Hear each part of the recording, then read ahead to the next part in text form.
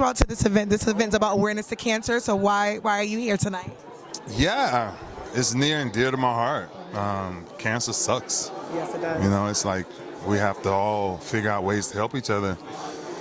When most of the people in either my family, friends, or somebody's going through it, right? And so for the pumps to be able to put something like this together, and be able to bring this many people together, right? To the people that they're helping don't even know they're going to be helped, right? Like that's the beauty of me being here. Like it's like me being honored is like great.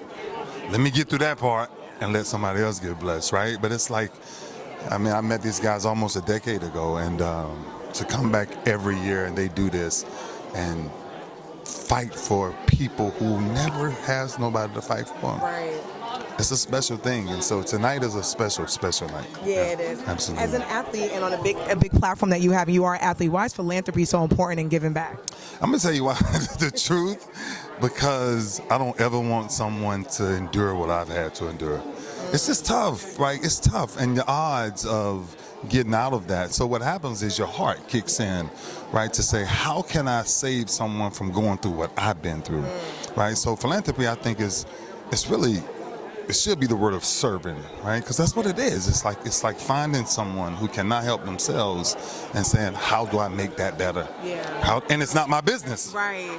Right, but how do I make that change? And that's so for me, my mom taught me something years ago. Don't complain. Right. When God says something, it ain't changing. It ain't changing. It ain't changing. So when he says that we should love our neighbors ourselves, then our job in philanthropy is go find somebody that can't help themselves and then help them. Exactly. You know, I got an actual sports question. Yeah, of course. If you had a top 3 of your favorite quarterbacks of all time, who would it be? I don't like no quarterbacks. What you want to say about a quarterback? I hate quarterbacks. No, man, my top 3. I ain't got no top 3.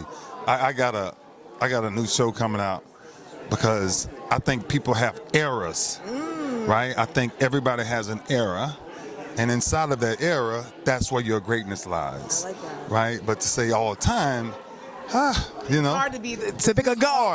It's just hard because the eras are different, times are different, right? And so I love the debate, right? I have 4 sons and we go at it all the time.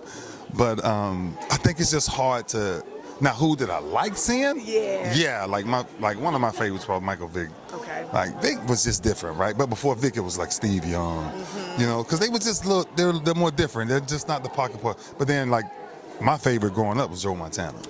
So, right, not that I'm picking, but there are guys that I just really fell in love with. Okay. Yeah. Do you think there's the greatest hurricane of all time, or is that too much? Too much. You yeah, it's too much. Where is the buzz? Where is the buzz? You said We used to be was a singer. mine.